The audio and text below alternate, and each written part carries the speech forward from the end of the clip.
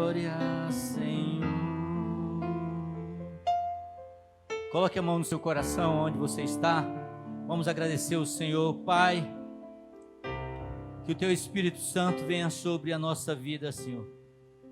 O Teu Santo Espírito, Pai, derrama, ó Deus, do Teu poder sobre a nossa vida, sobre a Tua igreja, sobre o Teu povo, meu Pai.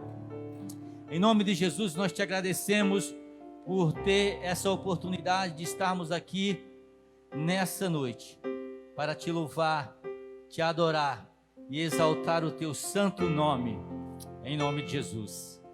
Amém e amém.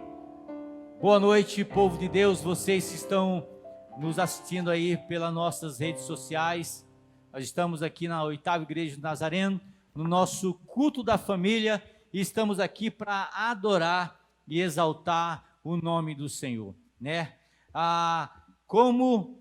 Eu estava pensando ali, alguns jargões que nós como pastores usávamos num culto como esse, onde a gente olhava para as pessoas e dizia assim: olhe para o seu irmão, dê um abraço no seu irmão. Essa semana alguém mandou uma mensagem para mim que estava com saudade de ouvir isso, né? E alguém falou para mim assim: ó, quando eu voltar, eu vou sair abraçando todo mundo, né? E a nossa oração é que nós possamos voltar o mais rápido possível para sentir aquilo que a Bíblia diz, como é bom, como é agradável que os irmãos vivam em união. Eu quero dizer para você o seguinte: olha, não se acostume a participar de cultos online.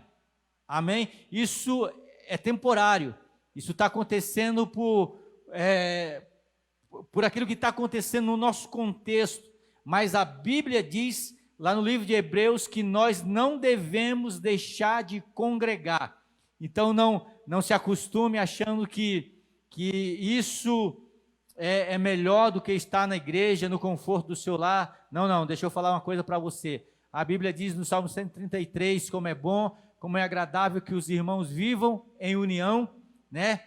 E no verso 3 diz assim: é no meio dessa união que o Senhor derrama a bênção. Amém? Como é que está sendo a sua semana aí? Como foi a sua semana, né? Nesse período de quarentena, né? Eu espero que você esteja sendo mais íntimo com Deus, buscando uma intimidade com Deus. Eu queria, nessa noite, trazer uma palavra para o seu coração. Está fazendo o seu culto no lar, está orando bastante, está lendo a Bíblia, né? O importante é que nós possamos tirar esse tempo, não somente para assistir Netflix, assistir séries, mas que possamos tirar esse tempo para colocar a nossa leitura em dia, a nossa oração em dia. Amém? Gostaria de meditar com você nessa noite, e eu queria que você abrisse no livro de Salmo, capítulo de número 19. Nós vamos ler 4 versículos. Salmo, capítulo de número 19. Aleluia! Deus é bom.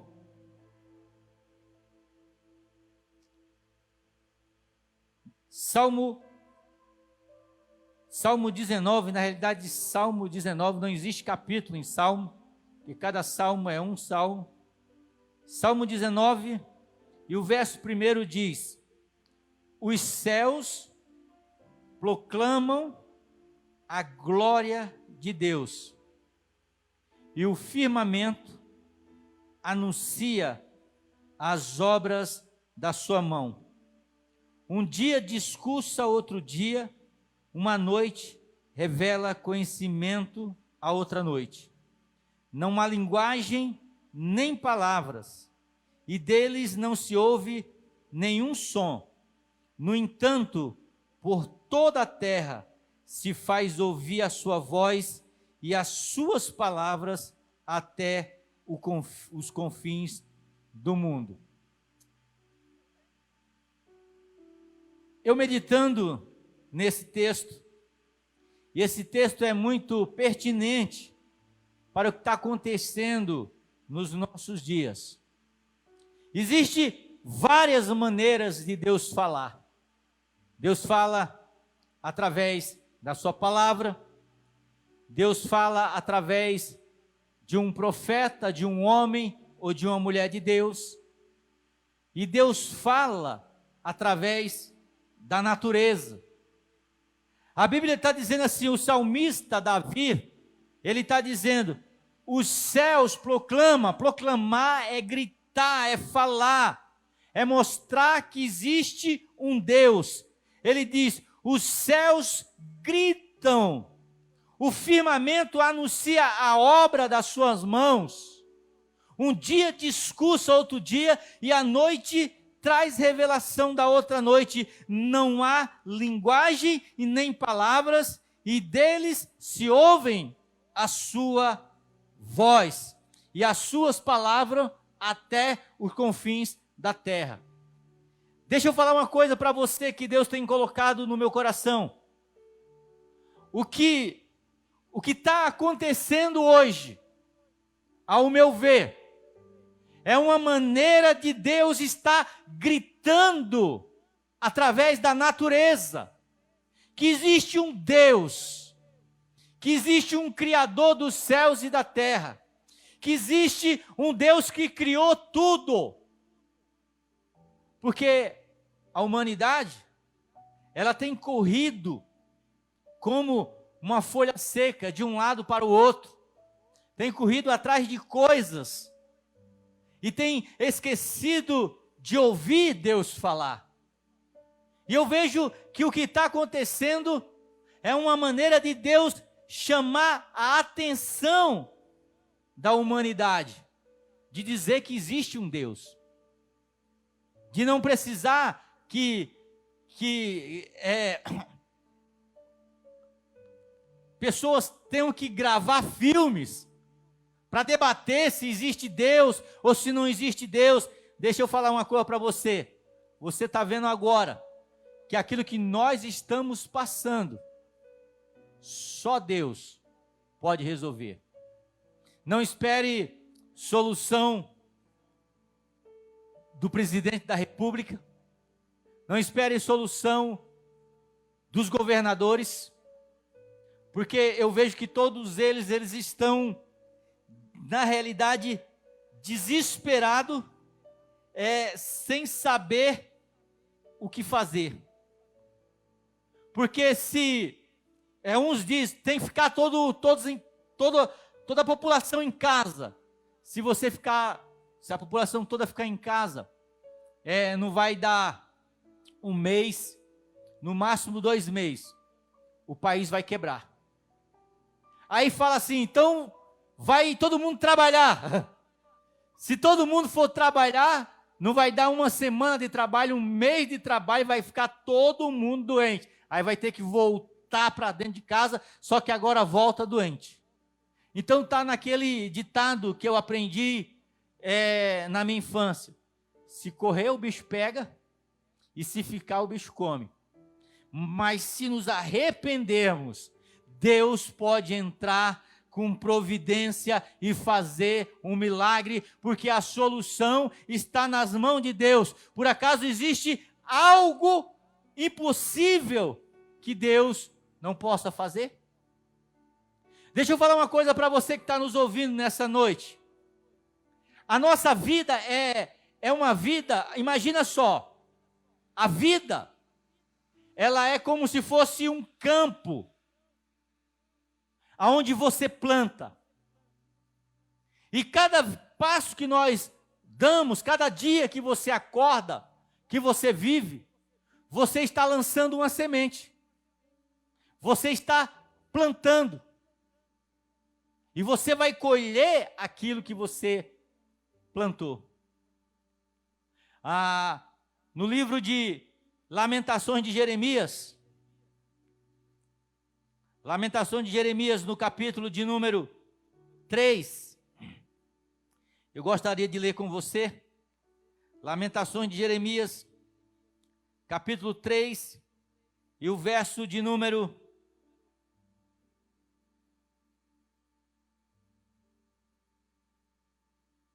21, diz: quero trazer à memória o que me traz esperança. 22 diz: as misericórdias do Senhor são a causa de não sermos consumidos, porque as suas misericórdias não têm fim, renova-se a cada manhã, grande é a tua fidelidade. Jeremias, ele é conhecido como o profeta chorão. Jeremias escreveu o seu livro, e Jeremias, ele é conhecido também como um dos profetas, ou por não dizer o profeta, que pregou, e pregou muito, e ninguém se converteu. E qual era a mensagem de Jeremias? Antes de eu entrar para dizer para você qual é a mensagem de Jeremias, deixa eu dizer uma coisa para você. Quando Deus tirou o povo do Egito, e Deus levou o povo até a terra de Canaã, que o povo, os israelitas expulsaram os seus inimigos, Deus levanta Moisés, e Deus dá algumas leis para que Moisés passasse para o homem. E uma das leis que Deus dá para Moisés é o seguinte: o homem ia entrar na terra, ele ia trabalhar durante 6 anos. No 7º ano, a terra teria que dar descanso. Ele teria que trabalhar. Deus disse: olha, vocês vão trabalhar 6 anos na terra, vão plantar e vão colher. No 6º ano, a colheita vai ser tão farta que vocês vão colher para comer 2 anos. No 7º ano, vocês dão descanso à terra. E o povo, naquela ganância de querer ganhar mais, de querer produzir mais, eles começaram a trabalhar o 6º ano, começaram a trabalhar o 7º ano, onde Deus falou que não era para trabalhar, que era para dar descanso à terra, e foi passando aquilo aqui, passando anos e anos e anos. Como a Bíblia diz, as misericórdias do Senhor, elas se renovam a cada manhã. E eles foram trabalhando 6º ano, 7º ano, e não dando descanso à terra. Até que Deus chega lá, parece que Deus olha no seu caderno, e aí ele olha assim: peraí, olha, era para eles trabalhar 6 anos, e no 7º ano descansar. E eles não fizeram nada disso. Sabe o que Deus fez? Deus fez a conta. E a conta, Deus sabe quanto? 70 anos. Deixa eu falar uma coisa para você. Você pode viver a vida em pecado. Você pode viver a vida enganando. Mas um dia a fatura vai chegar. A fatura chegou. E Jeremias sabia daquilo. Jeremias começou a pregar para o povo de Israel e dizer: olha, se arrependam porque o castigo vai vir, se arrependam porque os babilônicos vão entrar aqui na terra, para que Deus possa ter misericórdia da nossa vida, da nossa nação. E o povo: que nada, Deus não vai fazer isso, não, Deus é um Deus bondoso, Deus é um Deus misericordioso, que nada, Deus não vai fazer nada. Sabe o que a Bíblia diz? A Bíblia diz que os babilônicos entram em Jerusalém, eles levam os príncipes, as autoridades todas presas, eles acabam com a cidade. E quem estuda um pouco da palavra vai ver que o cativeiro babilônico demorou 70 anos. Ou seja, Deus olha lá, o povo não deu durante 70 anos descanso para a terra, então eu vou tirar o povo da terra, eles vão ser escravos, a terra vai ficar improdutiva, vai ficar se regenerando. 70 anos eles ficaram cativo. Sabe por quê? Porque tentaram enganar Deus, porque foram pela sua cobiça, trabalhar, o 7º ano não descansa, e Deus olha, e chega um momento, Deus fala assim, eu vou cobrar a fatura. Não tenha como eu não pensar nisso, e pensar na nossa modernidade agora, onde as pessoas só pensam em trabalhar, não tem tempo para a família, não tem tempo para Deus, é trabalhar. Hoje, as mensagens que se pregavam antes, era uma mensagem humanista, que não falava de Jesus, porque o que é o Evangelho? Evangelho quer dizer boas novas. Mas boas novas, que boas novas que é essa? Que Jesus Cristo, que nós éramos pecador, que nós merecíamos o inferno, que Jesus Cristo veio, morreu por mim e por você, e você não precisa mais ir para o inferno, se você aceitar o sacrifício de Jesus Cristo. Isso é boa nova. Mas o que estava acontecendo hoje, sabe qual que era? Qual que eram as boas novas? Olha, você vai ter um carro novo. Você vai ser presidente daquela empresa. Você vai ter uma mansão. Não se falava mais de Cristo. Não se falava mais de arrependimento. É por isso que a gente vê o desespero do povo. Preciso trabalhar. Preciso produzir.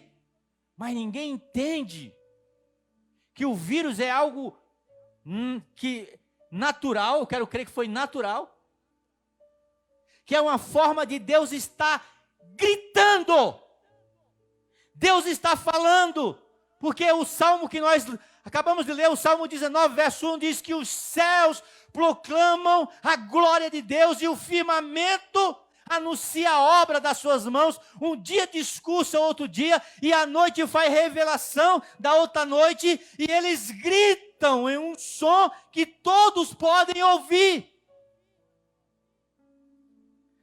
Parece, irmão, que nós estamos na época de Jeremias, aonde Deus está nos cobrando, porque o povo de Israel, Deus juntou, deixa eu olhar, era para trabalhar 6 anos, no 7º ano descansar, não estava descansando. Então quanto que deu? 70 anos, manda os babilônicos, ele tira o povo de Israel da terra de Israel, e a terra fica descansando 70 anos, se regenerando. Agora, o que acontece? Não, irmão, por que você não veio na igreja no domingo? Ah, pastor, não tive tempo, pastor. Por que você não veio na quinta? Ah, pastor, eu trabalhei demais, então eu estava cansado. Por que você não veio na escola dominical? Ah, eu não vim na escola dominical, pastor, porque eu trabalho a semana inteira, eu preciso dormir um pouco a mais. E aí eu vou falar uma coisa para você, tem gente hoje que não aguenta mais dormir.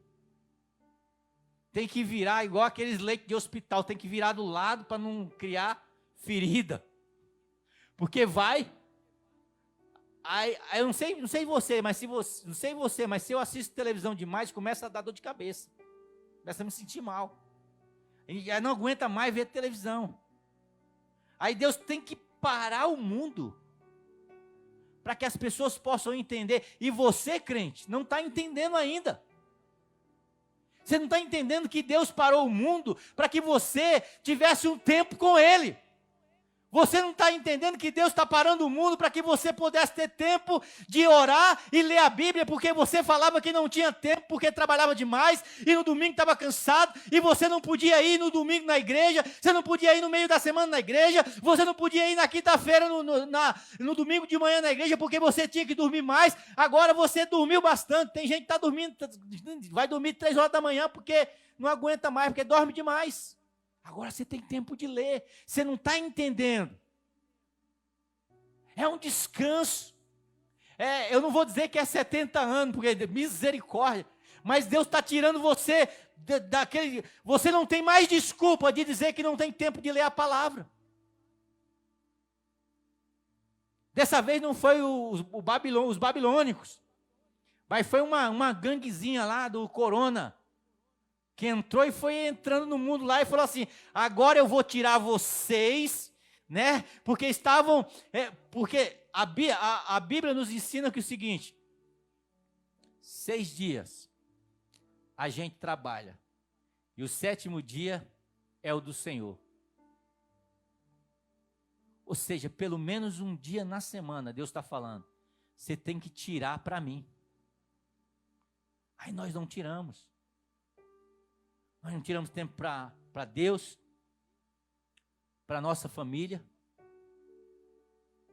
para nada. Aí Deus vai lá, de repente, eu acredito que Deus foi lá fazer a conta, de novo.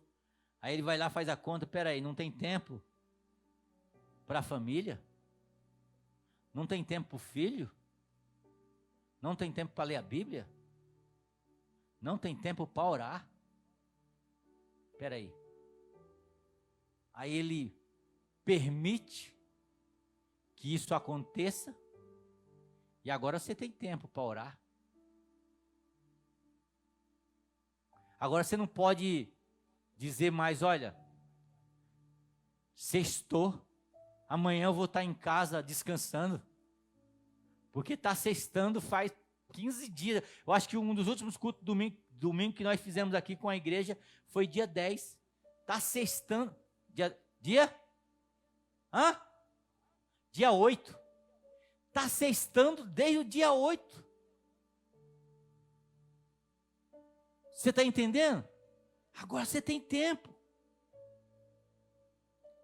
Agora, tem tanto tempo que tem gente que não sabe o que fazer com esse tempo.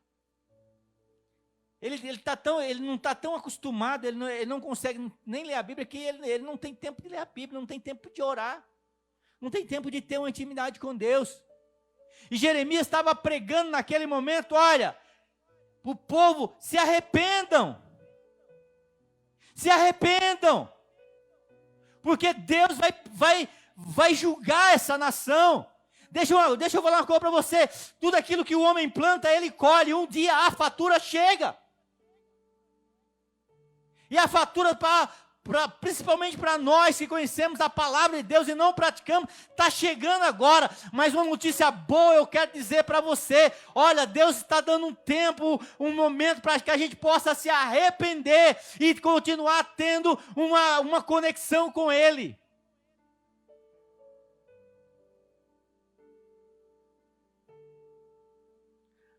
Jerusalém, ela foi invadida, seus muros foram destruídos, o templo foi saqueado. Olha como é que começa,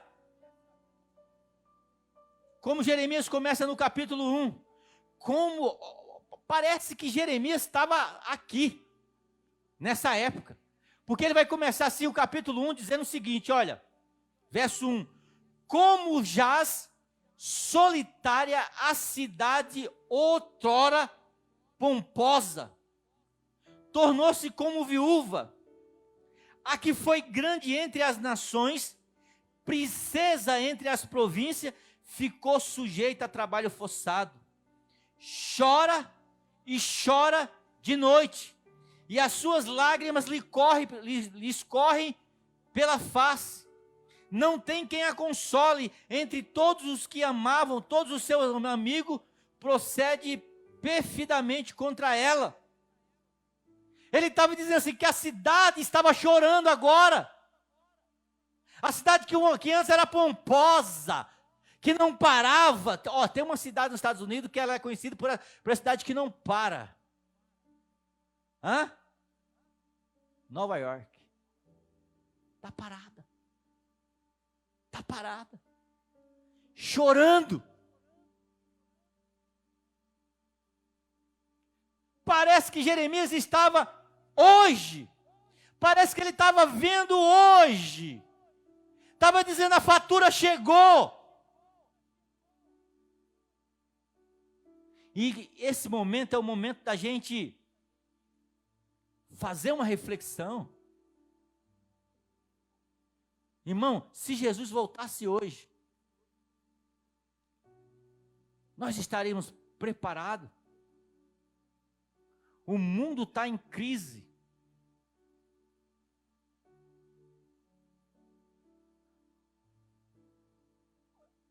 Sabe, eu observo muitas coisas, eu fico muito calado, eu não sou desses que gosta de debater em internet, que gosta de ficar ali causando polêmica, mas eu fico olhando algumas coisas. E eu vejo que alguns evangelhos que eram pregados, não consegue se pregar nesse momento. Eu estava conversando com o pessoal aqui antes, nós estávamos orando, e um pastor aí que é o da modinha, postou lá numa rede social dele lá, dizendo assim, quando é que vai acabar isso? Porque eu estou louco para pregar. Só para vocês entendam, ele tem milhões e milhões de seguidores, não sei o que, K eu não sei, né? Não sei quantos K, 34K, 50K, não sei, que ele tem lá. Ele falou, quando é que vai parar isso? Porque eu estou com vontade de pregar. Cara, ele tem ali para pregar. 34K, dá quanto isso aí, Fabinho? É gente para encher estádio, ele tem para pregar. Mas ele não tem mensagem. Porque a mensagem de dizer, olha, amanhã você vai receber uma notícia boa, que o seu patrão vai te colocar como presidente da firma dele, não funciona para uma época de hoje. Que ele vai ganhar uma mansão, não funciona, esse tipo de evangelho não funciona para hoje. Sabe qual é o evangelho que funciona para hoje? Coloca a tua boca no pó, talvez haja misericórdia. Esse tipo de mensagem funciona. Mas a mensagem de só prosperidade, você vai se sentir bem, você vai ser campeão. Esse evangelho do coach não funciona nessa época. Pode ser que passe aqui, o mundo se erga de novo, aí volta de novo esse evangelho do coach. Eu acredito que vai voltar outro evangelho. Mas nesse momento não funciona. Porque o que o povo está precisando é de uma esperança. E ele não vai encontrar nos grandes líderes, no Trump, no Bolsonaro, no Macron, em ninguém. Porque só quem tem solução para a nossa vida é Jesus Cristo. Só Ele pode mudar a nossa vida. E deixa eu dizer uma coisa para você. Muitos agora vão entender. Quando oramos o Pai Nosso. Quando o Pai Nosso diz, o pão nosso de cada dia nos dai hoje. Porque tem pessoas hoje que não têm o pão nosso para comer. E muito desses evangelistas, eles pregavam que o pão nosso era o que? Era uma lancha nova. Era uma viagem para Dubai. Quem quer ir para Dubai agora? Quem quer ir para Nova York? A única coisa que a gente quer é paz no coração. A única coisa que a gente quer é tranquilidade de saber que Deus está cuidando de cada um de nós. O coração de Jeremias, quando ele escreve Lamentações, parece, se você pegar o livro de Lamentações, eu costumo dizer, se você pegar o livro de Lamentações e você torcer o livro de Lamentações, começa a sair lágrimas. Porque ele começa a chorar por aquela cidade. Ele começa a olhar aquelas pessoas, eles não entenderam nada, como muitos não estão entendendo nada. Nada, os crentes não estão, sabe, olha, Deus usou o ministro da saúde, que eu acho que nem evangélico ele é, para falar com os crentes. Para dizer, ei, larga um pouco da televisão, vai ficar com a família, vai buscar Deus. Eu acho que ele não é evangélico, mas ele dá um recado desse para quem? Para mim e para você. Porque a mídia, ele fala, a mídia se alimenta só de desgraça. Sabe? Deus está usando pessoas para falar conosco. E nós não estamos entendendo. Se Jesus, eu lembro agora, eu fico... Eu fico pensando assim, aquela parábola que Jesus falou, que o homem tinha um campo, ele produziu, e naquele ano produziu muito, ele disse, agora o que eu faço? Vou construir um celeiro maior, vou recolher tudo aquilo que produziu, depois eu vou ficar de boa e vou dizer, agora descansa, minha alma, folga, aproveita tudo que você conquistou. Deixa eu falar uma coisa para você, talvez você trabalhou muito, conquistou muita coisa, e se Jesus voltasse agora, o que você ia fazer com tudo aquilo que você conquistou? O quê? Porque você inverteu. Você colocou as coisas em primeiro lugar. Jeremias estava com um coração triste quando ele escreve o livro de Lamentações. Mas diante dessa situação, sabe o que ele diz? Ele diz, eu quero trazer à memória aquilo que me dá, ou que me traz esperança. Você quer ficar desorientado, irmão? Passa o dia ouvindo as reportagens aí sobre o coronavírus. Você vai ficar desnorteado, você vai achar que não tem solução. Mas você quer ter esperança? Comece a buscar em Deus. Comece a deixar Deus falar contigo. Comece a abrir a sua Bíblia e deixar Deus falar contigo. Jeremias, ele nos dá algumas direções para o que nós estamos passando hoje. Ele diz que nós devemos ter esperança. E por que nós devemos ter esperança? Numa situação como está, onde todo mundo não tem esperança nenhuma. Primeiro, porque ele diz, Deus é misericordioso. Olha o que diz o verso 22 do capítulo 3 de Lamentações.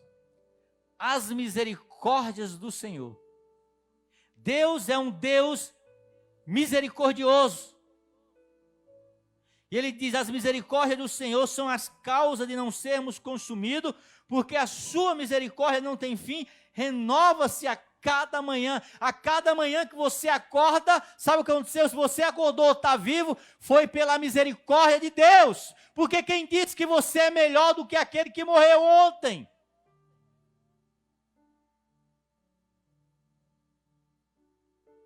É pela misericórdia. Então você deve ter esperança, por quê? Porque Deus é um Deus de misericórdia, e misericórdia indica um sentimento do coração de Deus pela miséria do homem. É a capacidade de Deus se colocar no lugar do homem, e foi para isso que Jesus Cristo veio. Evangelho de João capítulo 1 diz, no princípio era o verbo estava com Deus, e o verbo era Deus. E o verbo veio e habitou no nosso meio. Ele veio, Jesus Cristo veio e sentiu as nossas necessidades, e sentiu as nossas dores. É por isso que quando Bartimeu veio gritando, Senhor, filho de Davi, tem de misericórdia de mim, Jesus Cristo sabia o que era misericórdia. Então por que você tem que ter esperança nisso tudo que nós estamos passando? Porque o nosso Deus é um Deus de misericórdia. Talvez seja a natureza gritando, dizendo para você, ei, para tudo, existe um Deus, Ele está falando. Porque às vezes Deus está falando, ou melhor, Deus sempre está falando, e a gente não está ouvindo. De vez em quando, lá em casa, eu faço assim. Às vezes eu gosto de cozinhar. Aí às vezes eu gosto de cozinhar e gosto de montar o prato assim. De vez em quando eu monto o prato. Aí eu falo, o almoço está na mesa. Ninguém vem. O almoço está na mesa. Eu já coloquei o prato, hein? Já empratei. Ninguém vem. O almoço está na mesa. Todo mundo vem. Então, muitas vezes, Deus vai falando. Deus vai falando. Deus vai falando. Aí ninguém escuta. Aí ele tem que gritar. E o que Deus está falando é gritando hoje. Ele não está mais falando, ele está gritando que existe um Deus. Então, devemos ter esperança, porque Deus é um Deus misericordioso. Segundo, devemos ter esperança, porque o nosso Deus é um Deus fiel. O profeta traz à mente a fidelidade de Deus. Olha o que diz o verso 23. Renova-se a cada manhã, grande é a tua fidelidade. Deus é um Deus fiel. E a Bíblia diz que mesmo que nós permanecêssemos infiéis, Ele permanece fiel porque não pode negar a si mesmo. Deus é um Deus fiel. E o que Deus te prometeu de verdade, irmão? Deus te prometeu, se você se arrepender, que você vai ter um lugar perto dele, um lugar na mesa, um lugar de comunhão. Lê o livro de Apocalipse, um lugar de comunhão com ele. Jesus Cristo disse: olha, não tenha medo daquele que pode matar o corpo e não fazer nada com a alma, mas tenha medo daquele que pode matar o corpo e mandar a alma para o inferno. Deus está preocupado com você, com a sua salvação. Pastor, Deus está preocupado se eu vou ter uma mansão? Deixa eu falar para você, Deus não está preocupado com isso. Pode ser que você tenha? Pode ser que você tenha. Mas Deus não está preocupado com isso. Porque isso não é importante, irmão. Pega esses jogadores aí, ó, que vieram lá da Itália, né? Cheio de dinheiro, de grana. O que eles estão fazendo diferente da gente? Talvez comendo. Ainda, melhor do que a gente. E vai ter um trabalho, quando passar isso todo, para entrar em forma de novo. Ou não pode nem comer. Mas qual é a diferença? A diferença é que eu e você, nós temos um Deus fiel. Porque eu devo ter esperança. Porque Deus nos aperfeiçoa. A quarta realidade que Jeremias traz à mente é o fato que nos momentos difíceis, nas tragédias, na dificuldade, Deus está trabalhando o nosso caráter. Olha o que diz o verso de número 27 a 29. Bom é para o homem suportar o jugo da sua mocidade. Assenta-se solitário e fica em silêncio, porque esse jugo Deus pôs sobre ele. Põe a boca no pó, talvez ainda haja esperança. Porque eu devo ter esperança? Porque no meio da dificuldade, Deus está nos aperfeiçoando. Deus está mostrando quem é quem, irmão. Porque quem realmente conhece a Deus, ele está preocupado, tá, mas ele não chega a ficar angustiado. Agora, Deus está trazendo, sabe, aquele sentimento que existe dentro do nosso coração. Depois que passar isso, aí a gente vai ver quem vai sobrar. Quem realmente conhecia Deus ou quem era só oba-oba. Quem realmente tinha intimidade com Deus, que queria realmente Deus, ou era só... Por quê? Porque no momento de dificuldade, Deus acaba mostrando quem nós somos. No momento de dificuldade como esse, as pessoas que conhecem a Deus, eles estão ali orando, estão jejuando, estão buscando a presença de Deus, estão querendo entender o que Deus está falando, Estão querendo dizer, Senhor, o que o Senhor está... Não é para você entrar em desespero, a sua oração é para perguntar a Deus, o que é que o Senhor está falando nesse negócio todo aqui?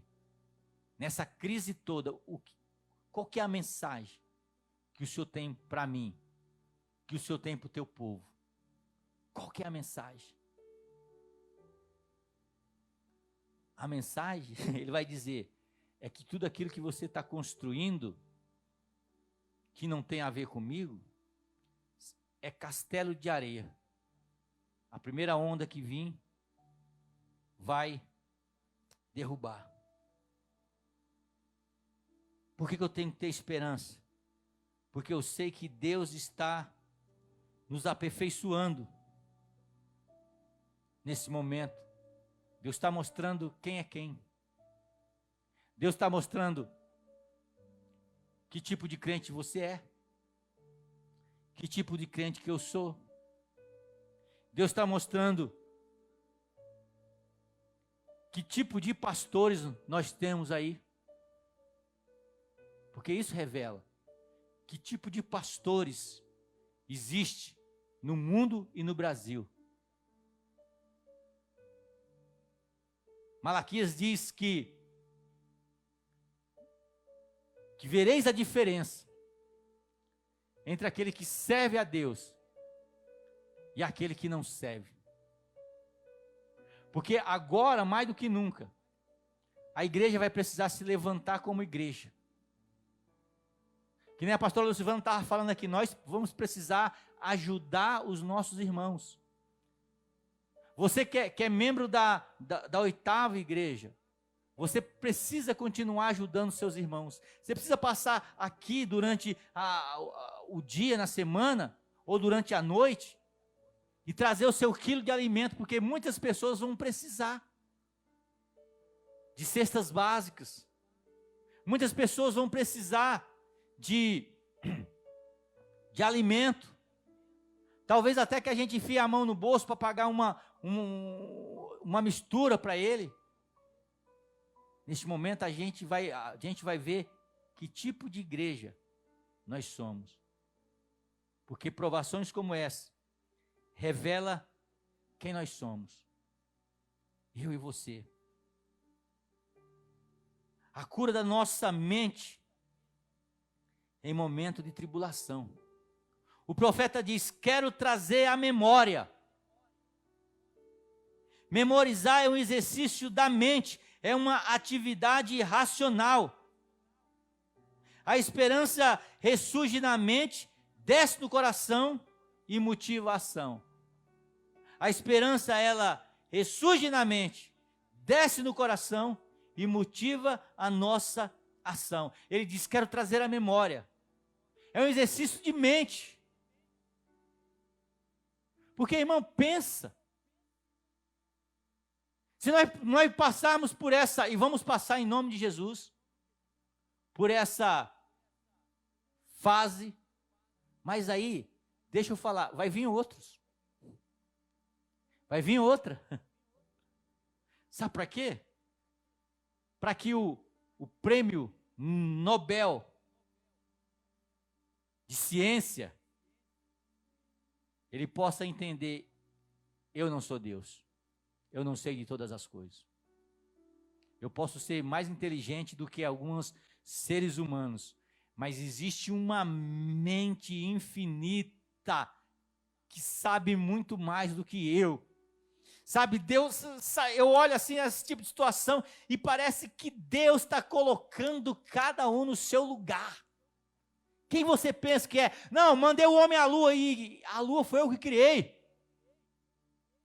Eu tirei o homem do chão e coloquei no avião e hoje ele voa de um lado para outro. Mas a quem criou a mente do homem? Foi o debate filosófico e teológico de Deus com Jó. Até que Jó se calou e disse, eu só falei besteira, Senhor, porque eu só falei aquilo que eu entendia, mas o que eu entendo e o que o Senhor sabe é muito mais infinito do que aquilo que eu sei.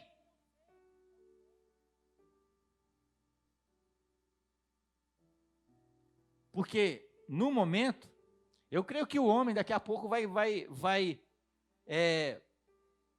vai descobrir a cura para isso aí, para esse vírus. Mas aí vai vir outro. Vai vir outro.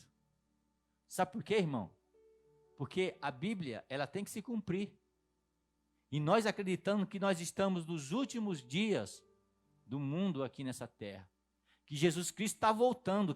Quer você acredite ou não. Jesus está voltando.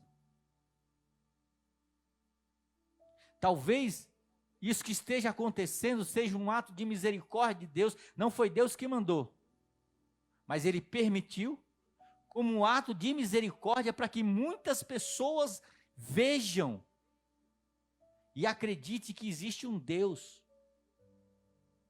Pessoas que nunca tinham assistido cultos online estão assistindo agora, estão buscando Deus. E a igreja tem que ter uma resposta, eu e você tem que ter uma resposta para esse mundo. Porque a igreja, ela tem que ter a resposta. Qual é a resposta da igreja para o mundo? É Jesus. É Jesus. Nós precisamos conhecer quem é Jesus. O profeta diz, eu quero trazer à memória aquilo que me traz esperança.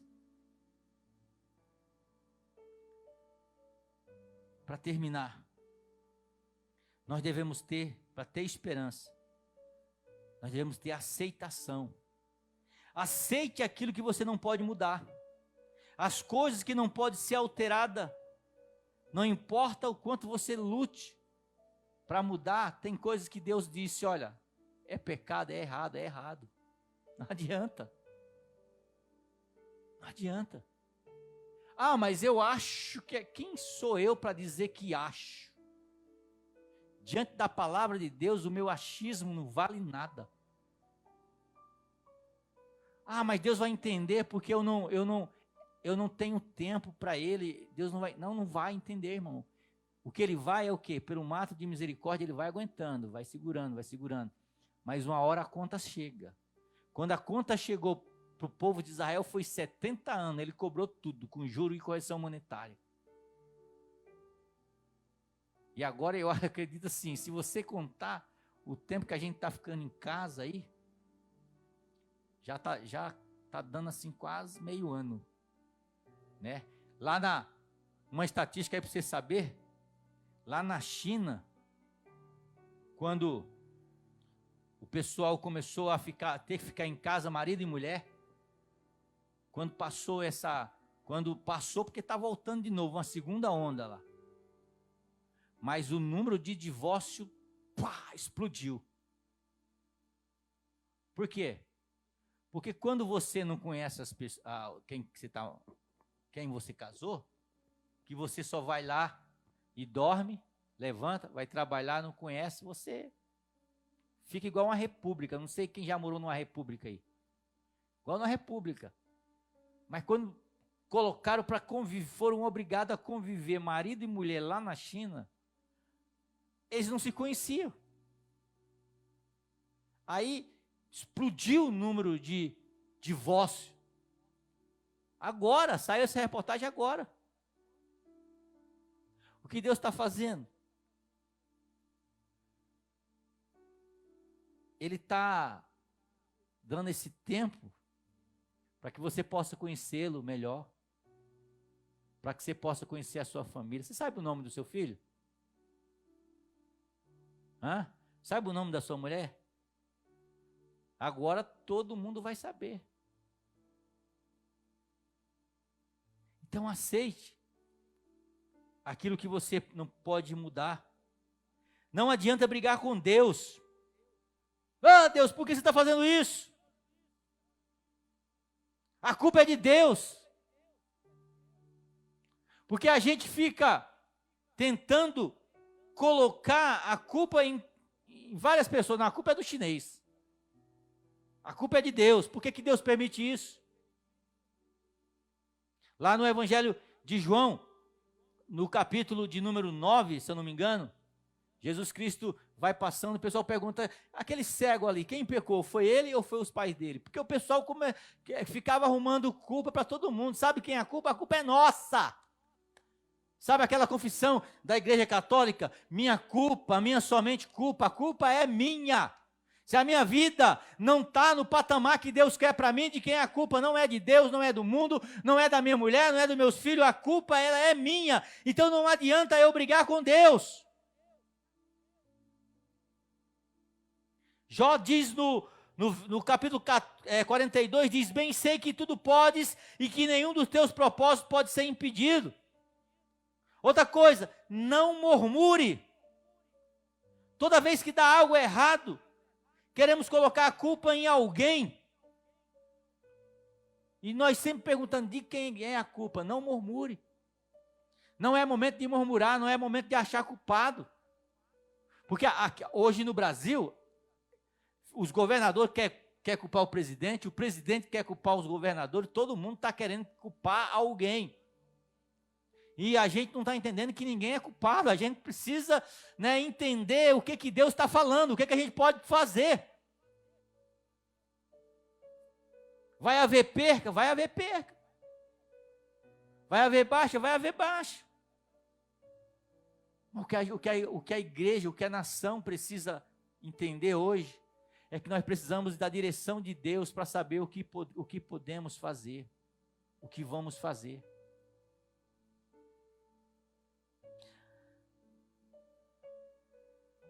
Jeremias afirma, do que se queixa o homem? Queixe-se cada um do seu próprio pecado. Lamentações 3:39. Do que se queixa o homem? Assuma o seu pecado, assuma o seu erro, confesse a Deus. Olha o que diz Lamentações 3:42. Nós pecamos e fomos rebeldes, e tu não nos perdoaste. Foi isso que o profeta entendeu, depois que aconteceu tudo. Nós pecamos, fomos rebeldes, e tu não nos perdoaste. E para encerrar, busque o que Deus tem para cada um de nós. Olha o que diz Lamentações, capítulo 5, verso 19. Tu, Senhor, reinas eternamente. O teu trono subsiste de geração em geração. Por que te esquecerias de nós para sempre? Por que nos desampararia por tanto tempo? Converte-nos a ti, Senhor, e seremos convertidos. Renova os nossos dias como antes. Por que nos rejeita totalmente? Por que te enfurece sobremaneira contra nós? Busque o que Deus tem para a sua vida. Esse é o momento em que você tem que entrar na sua caverna, no seu lugar secreto, e dizer, Deus, o que eu preciso mudar? O que eu preciso mudar? Coloque o Salmo 139 como uma endoscopia espiritual. O Salmo diz, Senhor, tu me sondas e me conheces. Peça para que o Espírito Santo de Deus venha sondar o seu coração. É um tempo de mudança. Nós não podemos, diante dessa situação, ficarmos da maneira que estávamos. Não adianta você desesperar. Você vai voltar a trabalhar quando Deus quiser que você volte. Essa pandemia vai parar quando Deus quiser que pare. Não adianta ficar desesperado. Deus está no controle de todas as coisas. Enquanto você está desesperado, porque tem dia que eu vou dormir, aí eu acordo assim, eu vou dormir, aí eu penso assim que eu vou acordar como se tivesse um sonho. Você já foi dormir assim? Eu tenho dormido assim, eu acordo, eu falo assim, amanhã eu vou acordar e tudo isso vai ter passado. Eu vou ligar a televisão, e vou ver lá, não, isso aqui já passou, não tem nada. É como se fosse um sonho. Aí quando eu olho lá tudo parado, aí eu falo assim, não é um sonho, é verdade ainda. É verdade. Mas eu espero de verdade que um dia eu acorde e tudo que está acontecendo hoje seja como um sonho. Mas enquanto isso, veja no que você pode mudar. Se arrependa. Se arrependa dos seus pecados. Se arrependa de você não ter confiado em Deus. Porque agora é o seguinte, ou você confia, ou você confia. Não tem solução. Ou você confia ou fica louco. Ou fica louco. Tem dia que eu fico lá em casa louco, tipo, preciso sair, preciso dar uma volta, preciso ir para algum lugar. Sabe? Então, busque a Deus. Deixa o Espírito Santo falar com você. E se ele falar para você mudar, mude. Mude as suas atitudes. É um tempo de você ligar, pedir perdão para quem você magoou. É um tempo de você fazer paz. As pazes com os homens e as pazes com Deus. Que Deus possa abençoar a sua vida. E como o texto disse, quero trazer à memória aquilo que me traz esperança. Eu creio que isso vai passar. Vai passar. Porque em tempo de crise, eu escolho acreditar. Acreditar em um Deus capaz de fazer muito mais do que aquilo que pedimos ou pensamos. Não é o fim. Não é o fim.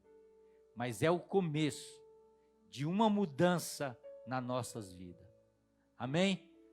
Repita comigo, diga, não é o fim, mas é o começo de uma mudança na minha vida, no nome de Jesus. Coloca a mão no seu coração.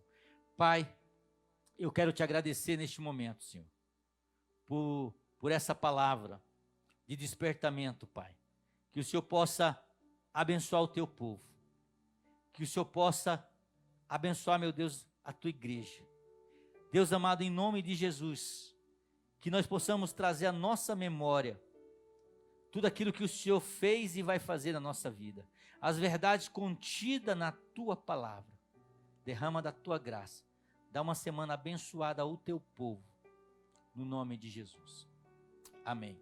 Eu não poderia terminar essa reunião sem... Quero agradecer a Deus pela vida dos nossos pastores, que tem sempre nos ajudado. Não é fácil a gente caminhar, tomar decisões, pensar sozinho.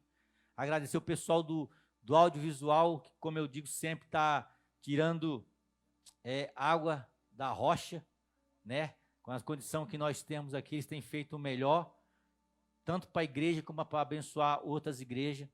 O pessoal do Ministério de Louvor, que tem sempre estado aqui conosco, e todos os irmãos que estão nos ajudando, orando, nos apoiando, perguntando como está. Deixa eu falar uma coisa, meu irmão, vai passar. E logo a gente vai estar reunido aqui no nome de Jesus. E uma das coisas do louvor, que eu quero até pedir para o pessoal cantar no dia assim, o chão vai tremer, porque vai tremer da glória de Deus em nome de Jesus. Que você tenha uma boa semana. Terça-feira nós temos o nosso culto Tarde com Deus, né? Quinta-feira, nossa quinta alternativa. E quem sabe domingo, não sei, Deus pode fazer tudo. Quem sabe domingo a gente vai estar reunido com todo mundo, com as igrejas, em nome de Jesus. Amém? Vamos orar? Pai, eu quero abençoar neste momento teu povo, quero abençoar neste momento a tua igreja, Pai, as pessoas que estão nos assistindo, ó Deus, através dessa live, através, ó Deus, das redes sociais, que o Senhor continue abençoando, e que a graça de Deus, Pai, que a consolação do Espírito Santo de Deus e o amor de Jesus esteja em nossos corações, hoje e para todo sempre, que você diga, Deus abençoe a sua vida.